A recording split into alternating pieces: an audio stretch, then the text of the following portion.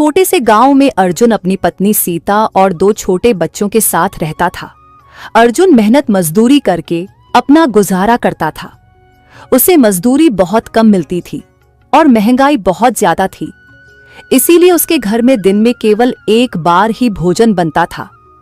वह कभी कभी सूखी रोटी खाकर ही गुजारा करता था।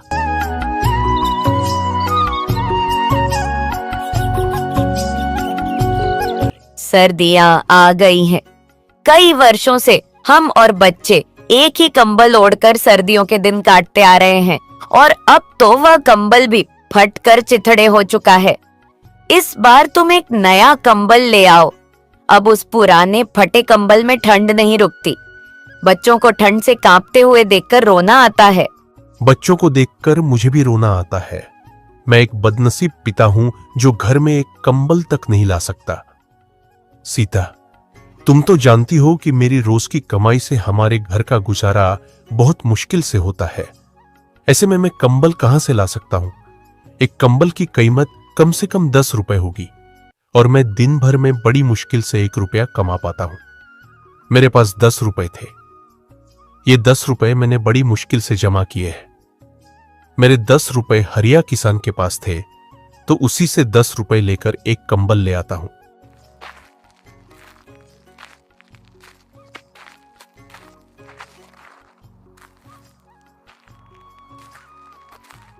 अरे अर्जुन भैया, आज मेरे घर कैसे आना हुआ? सब कुशल मंगल तो है ना? हाँ भैया, ऊपर वाले का शुक्र है। दरअसल मैं तुम्हारे पास अपने उधार दिए हुए 10 रुपए लेने आया हूं। मुझे एक कंबल लाना है। बिना कंबल के रात गुजारना बहुत मुश्किल हो जाता है। अर्जुन भैया, तुम्हारा दुख मैं समझ सकता हूं, लेकिन मेरे हालात भी कुछ खास अच्छे नहीं हैं। इस वक्त घर में 1 पैसा भी नहीं है। तुम अपने रुपए फिर कभी ले जाना।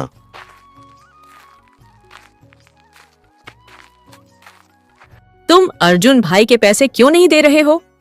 ऐसी ठंडी भरी रात में वो बिना कंबल के कैसे गुजारा करते होंगे? अर्जुन भाई, मेरे पास ये 8 रुपए हैं, तुम ये ले लो। बचे हुए रुपए हम तुम्हें बाद में दे देंगे।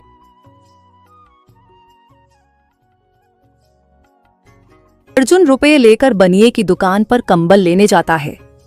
बनी अर्जुन को बहुत सारे कंबल दिखाता है, लेकिन कोई भी कंबल 10 रुपए से कम का नहीं होता। सेठ जी, मेरे पास सिर्फ 8 रुपए है। आप मुझे कोई सस्ता सा कंबल दिखा दो। अरे भाई, 10 रुपए से नीचे कोई कंबल नहीं है। सेठ जी, आप मुझे ये 10 रुपए वाला कंबल दे दो।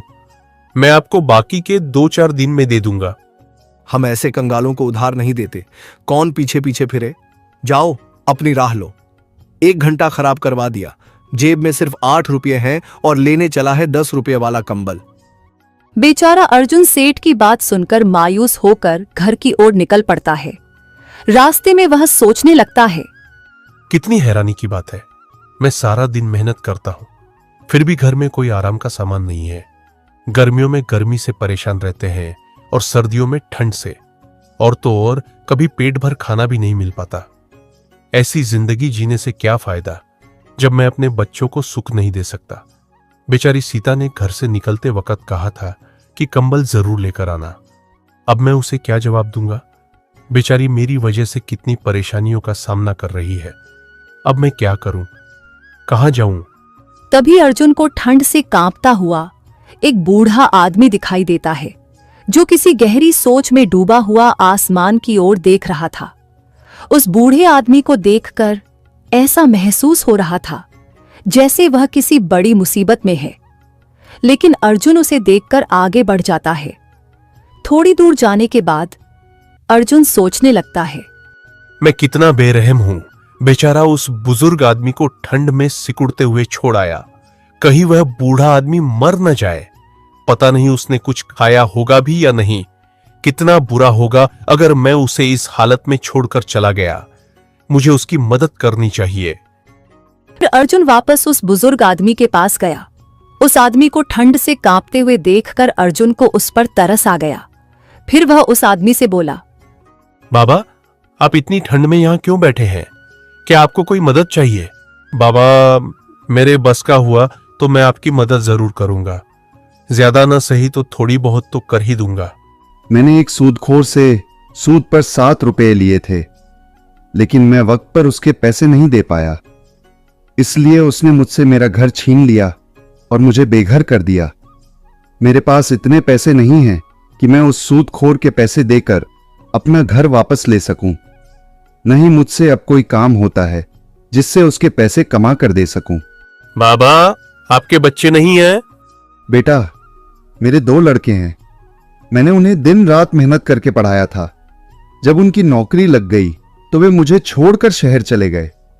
वहां जाकर उन्होंने अपना घर बसा लिया और मुझे भूल गए। एक दिन दोनों भाई मेरे पास आए, लेकिन मुझसे मिलने नहीं, बल्कि मेरी जमीन बेचने।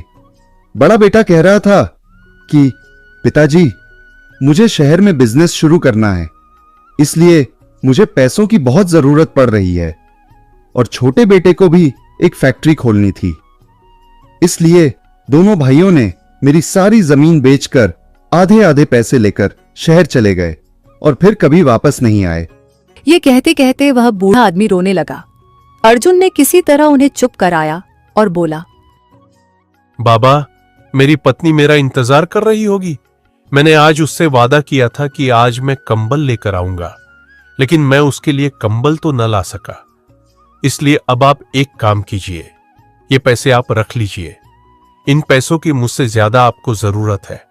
हमारे पास कंबल नहीं है, लेकिन घर तो है। आपके पास तो वह भी नहीं है। अगर आप और ज्यादा देर घर से बाहर रहे तो आपकी हालत बिगड़ सकती है।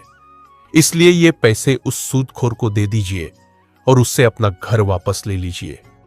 फिर वह आदमी अर्जुन से पैसे ले लेता है और अर्जुन से कहता है, बेटा, तुम वाकई बहुत नेक और अच्छे इंसान हो। आज जब तुम खुद अपनी परेशानियों में डूबे हुए थे, तब भी तुमने बिना किसी खुदगर्जी के मेरी मदद की। यह वह खूबी है जो किसी सच्चे इंसान में होती है। अल्लाह तुमसे हमेशा खुश रहे। तुम्हें इसका अच्छा फल जरूर मिलेगा। मैं दुआ करता हूं कि तुम्हारी जिंदगी में कभी कोई कमी ना आए और तुम्हें हर खुशी मिले। अल्लाह हर वालिद को ऐसी नेक और समझदार औलाद दे जो किसी के काम आ सके। तुम जैसी औलाद किसी भी बाप के लिए फख्र की बात होती है। वह बुजुर्ग आदमी अर्जुन को बहुत आशीर्वाद देता है और फिर वहां से चला जाता है।